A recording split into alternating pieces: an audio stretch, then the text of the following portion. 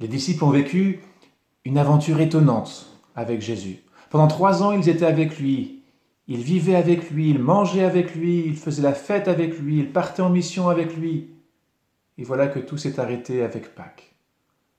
Jésus a été mis sur la croix, il a été tué, mis au tombeau.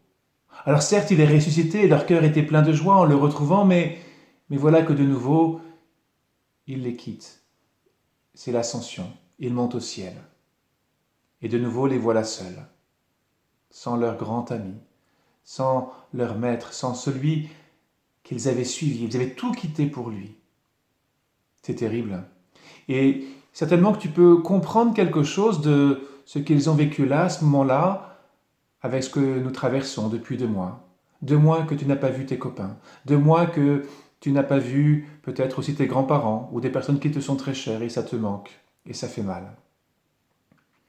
Jésus l'avait bien senti et il a voulu leur faire un cadeau pour leur permettre de vivre ce temps-là, ce temps où il ne serait plus concrètement avec eux comme avant. Et c'était au cours de ce repas du jeudi saint, juste avant de mourir, comme tu aimerais retrouver ces repas à la cantine, peut-être, alors pas forcément pour la nourriture, mais pour être avec tes copains, pour pouvoir parler avec eux, pour pouvoir partager avec eux. Que c'est important les repas. Et si tu regardes dans l'évangile, quand Jésus est ressuscité, bien souvent, il revient et il mange avec ses disciples. Que c'est important les repas. Et là, dans ce repas du jeudi saint, il y a quelque chose d'extraordinaire qu'il se passe. Jésus, à la fin du repas, prend le pain, il le rompt, il le donne. Et en plus, il ajoute une parole. Prenez, mangez, ceci est mon corps livré pour vous. Ceci est mon corps livré pour vous.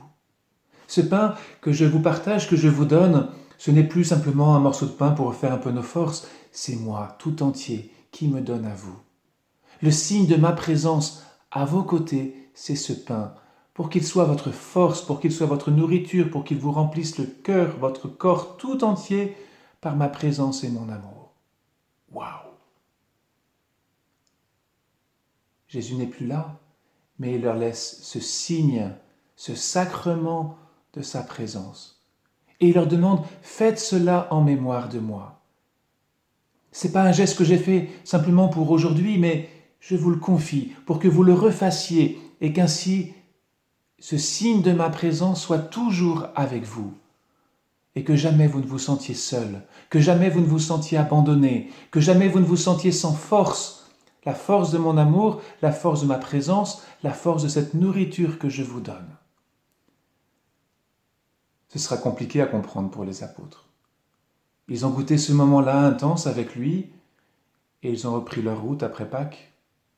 Et il faudra que Jésus vienne leur expliquer, leur donner de comprendre ce qui s'est passé ce jeudi saint. Et il le fera notamment avec ses 2 disciples d'Emmaüs. Je t'invite à aller découvrir leur histoire. Peut-être que cela t'éclairera de ce cadeau si grand que Jésus t'a fait, m'a fait, nous a fait en ce jeudi saint. Bonne découverte et à tout de suite.